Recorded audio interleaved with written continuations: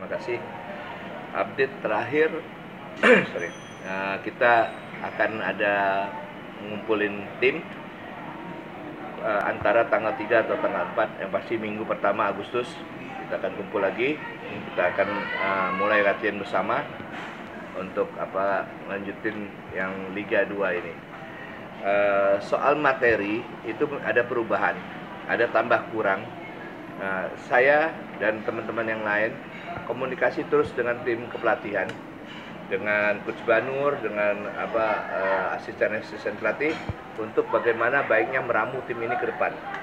Di sana kita dapat kesimpulan mungkin ada tambah kurang, ada pengurangan pemain, ada juga penambahan.